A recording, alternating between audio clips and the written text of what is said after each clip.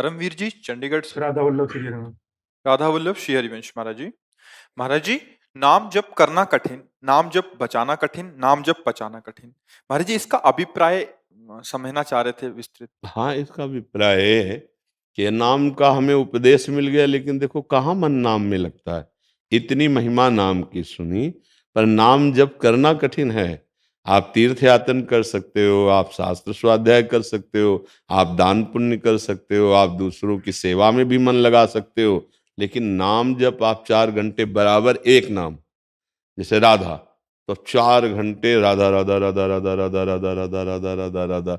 हमें तो अभी 24 घंटे पहुंचना है निरंतर, पर 4 घंटे 24 घंटे में आप देखो निरंतर करके मन जो है वो आकाश पाताल की एक कर देगा। आप देखो तो जप के थोड़ी देर राधा नाम जपा, थोड़ी देर ये किया, थोड़ी ऐसे तो लग जाएगा, लेकिन 4 घंटे 3 घंटे 2 घंटे या 1 घंटे कुछ नहीं बोलेंगे, केवल राधा राधा राधा राधा।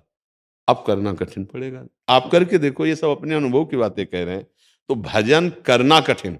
अब भजन जैसे हो गया तो गुदगुदी होती कि हम तो 21 माला रोज गुरु मंत्र के करते और घंटा भर नाम कीर्तन करते हैं। अपना गुणाभिमान तब माना जाएगा जब दूसरे पे दर्शन हो। क्या यार नरक तुल्य जीवन व्यतीत कर रहे हैं, ऐसे करते हैं। देखो वो गया, बचा नहीं पाए ना। जब ये बात आ गई कि अरे हम क्या भजन, अगर हमें करना होता तो पहले कर लेते, ये तो गुरु कृपा से हो रहा है, ये तो श्री जी की कृपा से हो रहा है, तो वो बच गया। अब पचाना, कोई तुम्हें बहुत प्रतिकूल परिस्थिति पैदा कर दी, अपमान निंदा बहुत संकट, अब तुम्हारे मन में कुछ भी हो, अब तुम्हारा हम देखेंगे, ये दुखी हो, ये परेशान हो, तो अब चूंकि भजन है तो गया उसको परेशान करना शुरू कर दिया। पचा नहीं भजन, उल्टी हो गई, खत्म खेल, खत्म खेल। अब वो नाम है, नष्ट नहीं होगा, पर प्रभाव से तो तुमने दुख का, अब वो बहुत किस जन्म में फिर प्रकट होगा।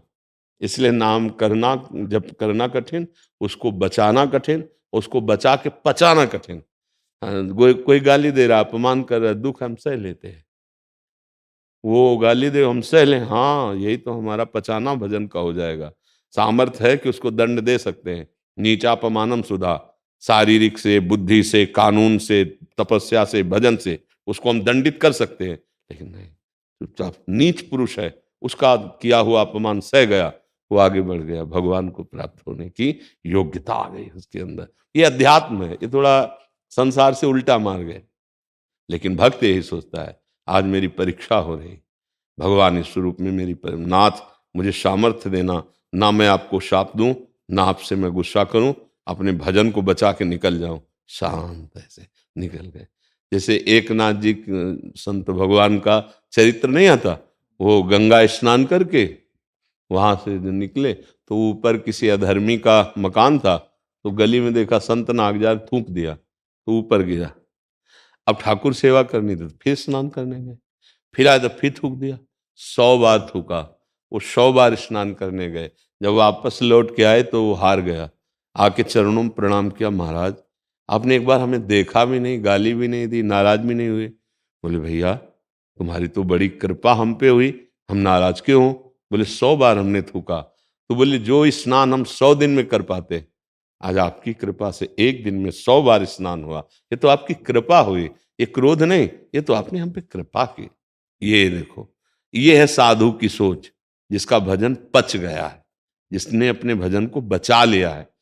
अगर अपने लोग होते 1 बार 2 बार, तो ये हमारी कच्चाई है। वो सदा सदा के लिए संतों से द्रोह करना छोड़ दिया। देखो क्षमा कितनी बलवान कि वो रो पड़ा कि महाराज मुझे पता नहीं था कि ऐसे संत कृपाल होते हैं, कभी किसी संत का अपमान नहीं करेंगे। अगर वो द्रोह कर देते तो उसका और बढ़ जाता, क्योंकि दुष्ट तो था ही, लेकिन वो सह गए, तो ये सहनशीलता उसका परिवर्तन कर दिया।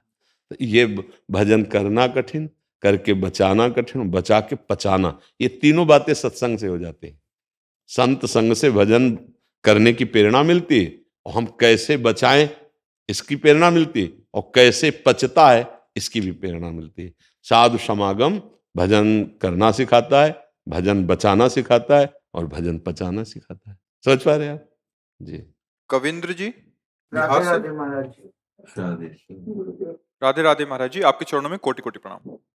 महाराज जी, पूरे 24 घंटे में जब भी प्रभु का ध्यान आता है तो यह एहसास होता है कि किसी कामना, स्वार्थ, ज्ञान, अज्ञान, भय या मोह का प्रवेश भी मन में हुआ है। क्या भक्ति या प्रेम बिना किसी कामना, स्वार्थ, भय के संभव हो पाएगा, जैसे कि श्री हनुमान जी और हाँ, हो जाएगा। वो आप बड़े उदाहरण न दें, वो तो अवतार हैं भगवान के।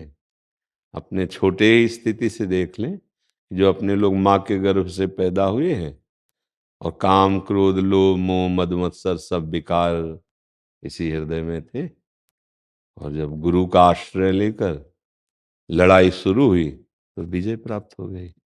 नाम जप, आज का सत्संग सुना, नाम जप की कैसी महिमा बताई कि भगवान से भी बढ़कर भगवान का नाम प्रिय। उसी में बताया कि जब नाम निरंतर चलने लगता है तो सकुचा करके, डर करके काम, क्रोध, लोभ, मोह, मद मत्सर ये 6 विकार भाग जाते हैं, और नाम जप के प्रभाव से वह द्वंद्वातीत हो जाता है। मान, अपमान, सुख, दुख, लाभ, हानि इससे ऊपर उठ जाता है, वह मान रहित हो जाता है, मान प्रिय नहीं लगने लगता। फिर वह किंचन मात्र भी भय नहीं धारण करता, निर्भय हो जाता है। किंचन मात्र भी चिंता नहीं रह जाती, निश्चिंत हो जाता है। वह सर्वभूत हिते रता, सब प्राणियों को सुख पहुंचाने वाली वाणी, क्रिया, संकल्प ऐसा होने, वो हो जाता है महात्मा। चाहे वो पैंट शर्ट में हो, चाहे वो पीले, चाहे अरुण वर्ण, कोई भी वस्त्र धारण किए हो, वो महात्मा हो जाता है। अगर ये बात नहीं तो फिर महात्मा कठिन है कहना। तो आप भी महात्मा हो सकते हैं। एक होता है निवृत्ति मार्ग से महात्मा बनना, एक होता है प्रवृत्ति मार्ग से महात्मा के लक्षण हृदय में धारण करना। तो नाम जप करो, नाम जप से सब स्थिति प्राप्त हो जाएगी। जो हनुमान जी को राम जी से प्रेम है, वैसे ही प्रेम आपके हृदय में आ जाएगा। समस्त विकार जैसे बड़े बड़े सिद्धों के हृदय में नहीं स्फुरित होते, वैसे आपके हृदय में हो जाएंगे। उदाहरण में दिया कि जिनको सीधा राम राम कहना नहीं आता था, वो भी ब्रह्म ऋषि हो गए। उदाहरण दिया, जो भाव से नहीं, अपने पुत्र भाव से नारायण पुकारा, वो परम पद को प्राप्त हो गया। उदाहरण दिया सबरी मैया का, जाति की भीलनी, स्त्री शरीर, सब ऋषि उनका तिरस्कार करते थे, लेकिन भगवान राम जी उनकी कुटिया गए, उनके बेर पाए, और परमानंद का अधिकार सबरी जी को उसी समय मिला।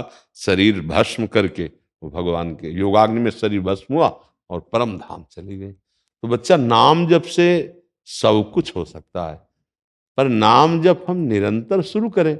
प्रारंभ में हमारे अंदर कामना रहेगी, भय रहेगा, चिंता रहेगी, शोक, क्योंकि अभी तो शुरू किया है ना।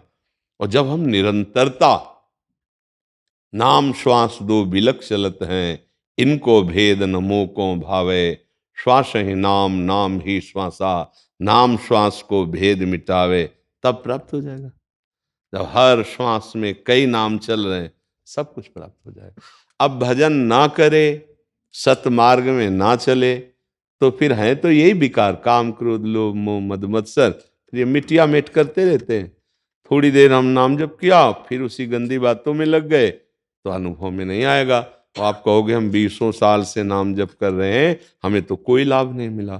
तो आप नाम जप 20 साल से वास्तविक नहीं कर रहे, आप मनमानी आचरण कर रहे हैं 20 साल से। नहीं तो ठीक से नाम जप करो तो कुछ दिन में ही आपको पता चलने लगेगा कि हमारा मन जल रहा है। जैसे स्वर्ण तपाया जाए तो शुद्ध होता है, ऐसे हमारा मन जल जल के अब शुद्ध हो रहा है। अब वो भगवान की तरफ बढ़ने लगा है। अब हमारे मन में विकार कम आने लगे हैं, अब हम परास्त कम होने लगे। धीरे धीरे आप खुद अनुभव करेंगे। जब अनुभव होने लगेगा तो ज्यादा प्रश्न नहीं रह जाते, बस चलना ही चलना है, मार्ग आगे का दिखाई देता है। आप समझ पा रहे हैं? कोई संशय? जब भी भजन करने का प्रयास करते हैं या नाम जपने का प्रयास करते हैं, तो बार-बार मन ये कहता है कि तुम्हें प्राप्ति तो नहीं हो सकती ईश्वर की, या साक्षात्कार नहीं हो सकता। क्यों नहीं हो सकती? आप प्रश्न नहीं करते मन हाँ, से? प्रश्न करता हूँ। जी कहते तो, तुम बहुत अधम हो, बहुत ही पाप हुए हाँ, तुमसे, तो हमारे तुम प्रभु उस का योग्य नाम नहीं सुनो हो। ना, हमारा संबंध है प्रभु से। हमारे प्रभु का नाम अधम उदाहरण। हम बहुत पतित हैं, तो प्रभु का नाम है पतित पावन। हम बहुत अनाथ हैं तो उनका नाम है दीनानाथ। हर तरह हमारा उनका रिश्ता पक्का है, भगवान तो हमें मिलेंगे। मन को उत्तर देना सीखो। हमारे प्रभु का नाम है अधम उदाहरण। ए भगवत प्राप्ति हमारे घर की बात है। बाप की प्रॉपर्टी का अधिकारी मूर्ख पुत्र भी होता है, पड़ोसी वकील हो तो नहीं हो जाएगा। समझ में आ रहा? तो हमारे प्रभु हैं, हम जैसे हैं तो ही मोहि नाते अनेक, मानिए जो भावे, ज्यों त्यों तुलसी कृपालु, चरण शरण पावे। तू दयाल दीन हो, तू दानी हो, भिखारी हो प्रसिद्ध पात की, तू पाप पुंजहारी। नाथ तू अनाथ को अनाथ कौन मोसो, मो समान आरत नहीं, आरत हर तो सो। ब्रह्म तू हो जीव, तू ठाकुर हो चेरो, तात मात। हमारे सारे संबंध आपसे। हम नीच हैं, पतित हैं, अनाथ हैं, दुर्गति युक्त हैं, पर नाथ आपके हैं। क्या चला जाएगा? हमें भगवत प्राप्ति इसी भाव से होती है। अगर किसी को अभिमान हो जाए मैं बड़ा पुण्यात्मा, मैं तपस्वी, मैं साधक, अब भगवत प्राप्ति दूर है। अगर ये अंदर रहा कि नाथ मैं जैसा हूं आपका हूं, हमारी क्या सामर्थ्य कि आपको मैं प्राप्त कर सकूं, पर प्रभु मन में आ गई बात कि आप हमारे हो, मैं आपको देखना चाहता हूं। तो वो गले लगा लेंगे, देखने सुनने की तो बात जाने दो। आपने जाना नहीं है ना हमारे प्रभु के स्वभाव को। भगवान शंकर कह रहे हैं उमा राम स्वभाव जेहि जाना, ताहि भजन तजी भाव न आना। आप तो भगवान को भगवान मानकर कुछ न कुछ तो भाव करते हैं ना। पूतना भगवान को मारने गई थी जहर लगा के, तो उसको वो गति दी जो यशोदा मैया को मिली। शिशुपाल गिन गिन कर गाली देता था भरी सभा में, भगवान ने उसको वो गति दी जो शारूप मोक्ष बड़े बड़े ऋषि मुनियों को प्राप्त होता है। आप विचार करके, अघासुर, बकासुर, ऐसे कितने राक्षस जिनको मुनिजन वांछित परम पद भगवान ने दिया, जिनको जो भगवान को गालियां देते थे, भगवान से लड़ते थे, भगवान को मारने गए, उनको तो परम पद दे दिया।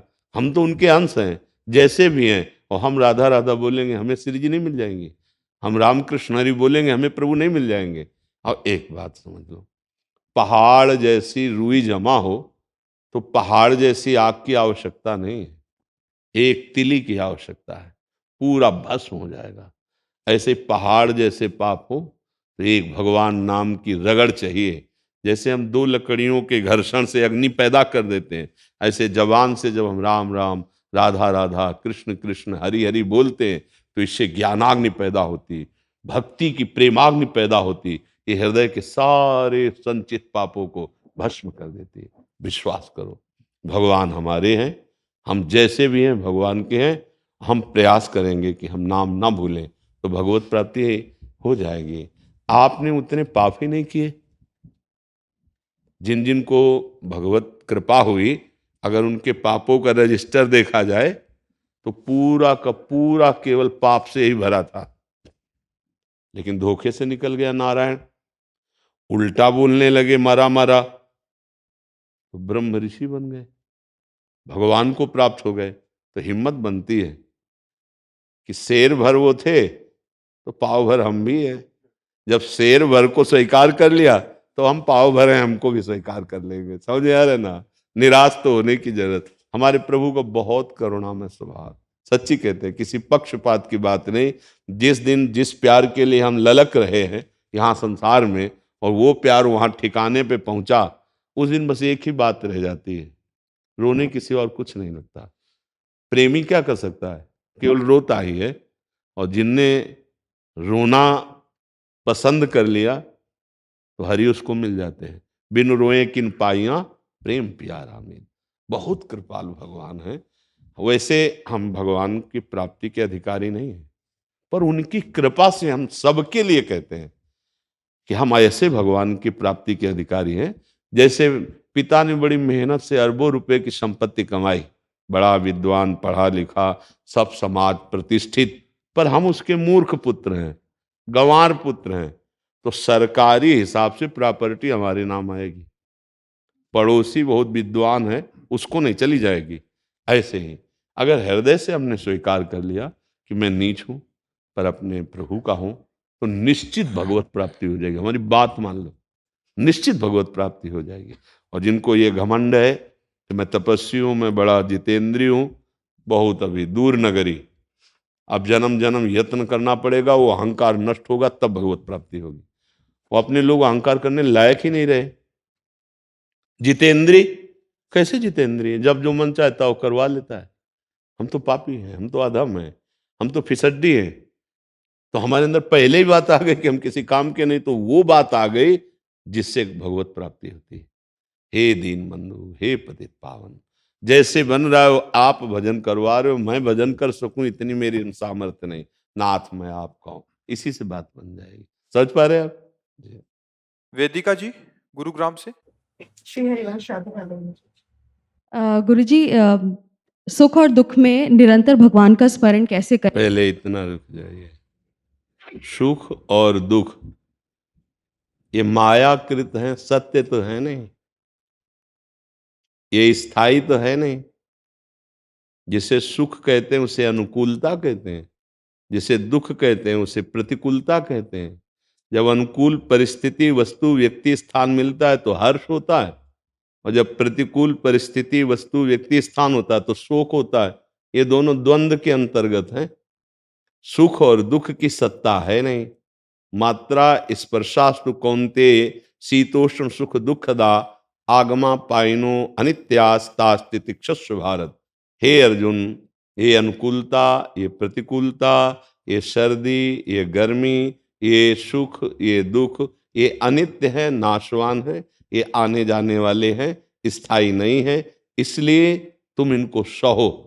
तास तितिक्षस्व भारत, भगवान कह रहे इनको सहो। सहने की सामर्थ्य मेरे स्मरण में है। भगवान ने कहा यदि हम नाम जप का ऐसा अभ्यास करें कि चाहे दुख आवे तो नाम न छूटे, और चाहे सुख आवे तो नाम न छूटे। अब अगर आपका ये प्रश्न है कि दुख में तो नाम चलता है और सुख में नाम छूट जाता है, तो झूठ। इसलिए झूठ कि सुख का उपभोग करने वाले को दुख जबरदस्ती भोगना ही पड़ता है। अगर आपकी वृत्ति सुख का उपभोग न करती तो भगवान को कैसे भूल गए? सुख सिंधु भगवान एक तरफ है, एक तरफ वस्तु, व्यक्ति, स्थान, परिस्थिति का भोग है। तो जब भगवान को भूले तो उसका महत्व हुआ, उस वस्तु का, उस व्यक्ति का, उस भोग का, उस पदार्थ का, उस घटना का, सुखद घटना का हम उसका भोग किए, उसे स्वीकार किया, उसमें हर्षित हुए, तो भगवान को भूल गए। अगर ये वृत्ति है तो दुख को बलात् आपको भोगना ही पड़ेगा। अब उस दुख को जब आप भोगेंगे तो भगवान का स्मरण कैसे चल पाएगा? अगर दुख में भगवान का सुमिरन होता है तो सुख में तो नाच नाच के होता है। फिर सिद्धांत से यहां चूक हो रही है। हम सुख के भोक्ता मन को चाहे जितना बचाने की कोशिश करें, वो दुख भोगेगा ही भोगेगा। अगर वो हर्षित नहीं हुआ तो शोकित नहीं हो सकता। अगर राग नहीं है तो द्वेष बिल्कुल नहीं जागृत हो सकता। अगर काम नहीं तो क्रोध हो ही नहीं सकता। अगर हमारे मन में सुख का भोग नहीं है तो दुख का प्रभाव हमारे अंदर पड़ेगा ही नहीं। अगर सुख में हमारा सुमिरन निरंतर चलता तो दुख में स्वाभाविक चलेगा। अगर सुख में भूल गए तो फिर हमारी बात कहीं त्रुटि हो रही, हम अनुभव नहीं कर पा रहे। दुख का भोग बलात् जबरदस्ती करेगा वो मन, क्योंकि उसने सुख का भोक्तापन स्वीकार किया है। आप देख लीजिए, सुख में तो हमारा नाच नाच के भजन होता है और दुख में आर्तभाव से भजन होता है। दुख और सुख हमारे भजन को रोक सके इतनी सामर्थ्य नहीं है। पर अगर हम सुख को स्वीकार करते हैं, व्यक्ति हमें सुखद मिला, भूल गए भगवान को, तो एक तरफ श्री भगवान है, एक तरफ वो व्यक्ति का सुख है। बड़ा कौन हुआ? व्यक्ति का सुख, तभी तुम प्रभु को भूले। बड़ा कौन हुआ? पदार्थ का भोग। बड़ा कौन हुआ? कोई पद का भोग, किसी घटना का भोग। तो जब आप सुखद वृत्ति में इनको बड़ा कर लिया तो दुखद वृत्ति में बलात् आपको वो भोग भोगना पड़ेगा। ये सृष्टि का क्रम है। तो इसलिए हमें लगता है हम अभी अपनी सोच में, अपने चिंतन में सुधार करें, क्योंकि साधक है सुधार करने के लिए ही है। हम सुखद परिस्थितियों में ऐसा नहीं कि हम उनका भोग ना करें। शरीर है, पानी पीना पड़ेगा, भोजन पाना पड़ेगा, सर्दी है तो उचित जो हमारे जैसी व्यवस्था है, कपड़ा पहनना पड़ेगा, व्यवहार में जाना पड़ेगा। किसी की पत्नी है, किसी के मित्र हैं, किसी की बहू है, किसी के माता है, हमको इन सब व्यवहारों का पालन करना पड़ेगा, लेकिन साथ में नाम जप करते हुए। अगर नाम जप छूट गया तो दुख से आप बच ही नहीं सकते, नहीं बच सकते। फिर निरंतर नाम कैसे चलेगा? जब सुख में भूल गए तो फिर ये मतलब समझ में नहीं आया।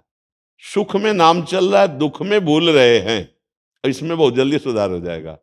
सुख में हम भूल गए तो दुख को भोगना ही पड़ेगा। जैसे हम किसी से राग करें तो द्वेष में चाहना नहीं है, अपने आप द्वेष हो जाएगा। हम काम से युक्त हो जाएं तो क्रोध अपने आप आ जाएगा। आज कामा संजायते क्रोधा, शास्त्र जो सिद्धांत है भगवान की वाणी है।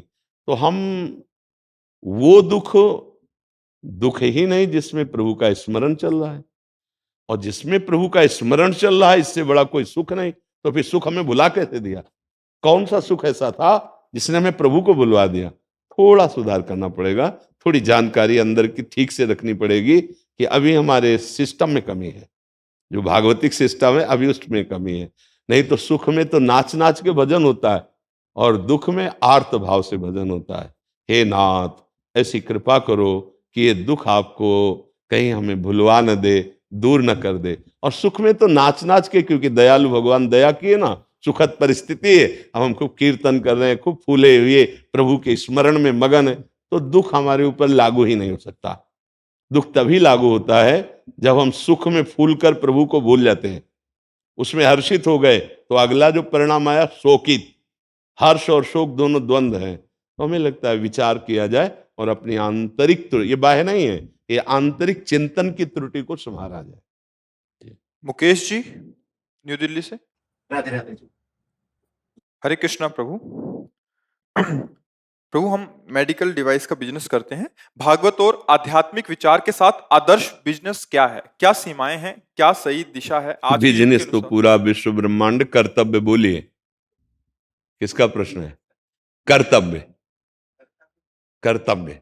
यदि आप जैसे एक विक्रेता हैं दवा के, तो आपको नकली दवाई नहीं बेचनी। आप एक डॉक्टर हैं तो आप मरीज के साथ धोखेबाजी नहीं करनी। आप एक मास्टर हो, विद्यार्थी के साथ धोखेबाजी नहीं करके संपूर्ण प्रयत्नशील होकर उसको पढ़ाना।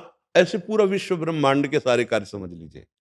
अब जैसे अलग अलग डिपार्टमेंट का हमें सबका तो ज्ञान है नहीं, लेकिन सबको एक जगह बांध दिया गया, उसे कहते हैं कर्तव्य कर्म। जैसे आप पिता हैं किसी के, पुत्र हैं किसी के, मित्र हैं किसी के, और समाज में आप कोई ना कोई सेवा लिए हुए हैं। आप अपने कर्तव्य को जानते हैं कि मेरे कर्तव्य का क्या स्वरूप है, बस उस कर्तव्य को भगवान की सेवा मानकर और नाम जप करते हुए करें, उसमें धोखेबाजी ना हो, अधर्म ना हो, बढ़िया बात बन जाएगी। पूरे पूरे विश्व ब्रह्मांड का एक ही उत्तर है, अपने अपनी जगह अपने कर्तव्य का पालन करना। अब जैसे मानो औषधि आपको पता है नकली है, इसके बेचने में मुझे बहुत लाभ मिलेगा, अब आप गड़बड़ कर रहे हैं। पता है कि मरीज इतने कम से ठीक हो सकता है, लेकिन लंबा बिल बनाने के लिए मुझे ऐसा, अब आप गलत कर रहे हो। पता है कि आपको सरकार पैसा देती है विद्यार्थियों को सही ढंग से अच्छे आचरण सिखाते हुए विद्या अध्ययन करा, अब आप गलत कर रहे हो। अगर नहीं तो समय दे रहे विद्यार्थियों को, आप गप्पों में समय लगा रहे हो, आप ऐसे व्यर्थ में समय दे रहे हो। ऐसे पूरे सिस्टम, आप कोई पदाधिकारी हो, आप कोई राष्ट्र के पदाधिकारी हो, आप किसी डिपार्टमेंट के पदाधिकारी, अपने अपने कर्तव्य का अक्षरशः पालन करे और वो कर्तव्य कर्म भगवान को समर्पित कर दे और नाम जप करे। वो महात्मा है, चाहे वो पदाधिकारी हो, चाहे ये राष्ट्र में सबसे बड़ा पद उस समय होता था चक्रवर्ती सम्राट पद। अम्बरीश जी चक्रवर्ती सम्राट थे और महाभागवत थे। जनक जी राजा थे और ज्ञानियों के गुरु परमहंस श्री सुखदेव जी के गुरु थे जनक जी महाराज। कह दो तो भगवान के अवतार, तो हम किसके हैं? हम भी तो भगवान के अंश है, अंश रूप में भगवान ही तो स्फुरित हो रहे हैं। तो इसलिए मुझे लगता है अपने अपने बिजनेस शब्द से हम अल्पज्ञ हैं। अगर आप बिजनेस शब्द बोलोगे तो हम अल्पज्ञ हैं। अब वो से हम शास्त्रीय भाषा में अगर बोलेंगे तो कर्तव्य कर्म बोलेंगे। क्यों? आपका क्या प्रश्न था?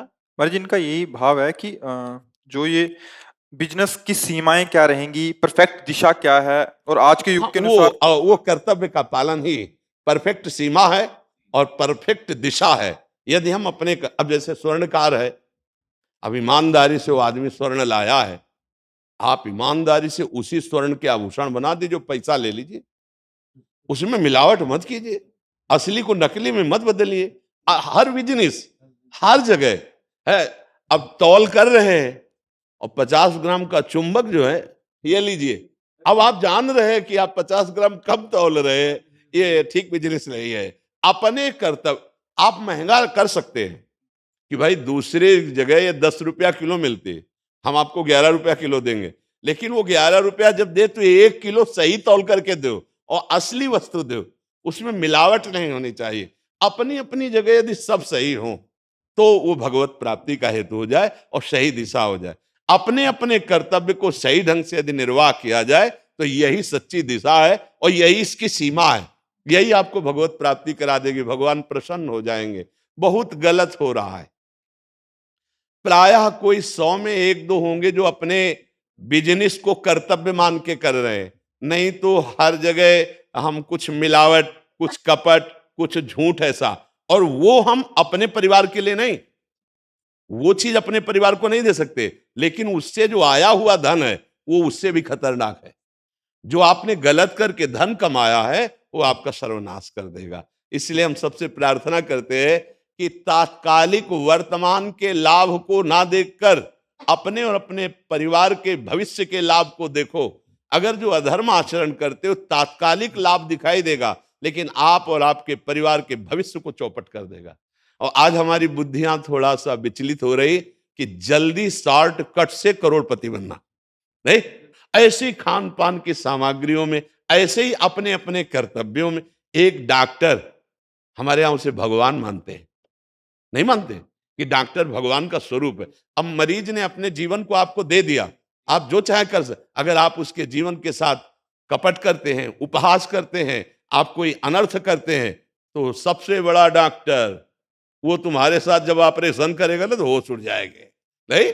हाँ, गाड़ी में बैठे जा रहे हैं, बोले एक्सीडेंट हुआ, बोले इतनी नसें टूट गई कि डॉक्टर ही नहीं संभाल सकते।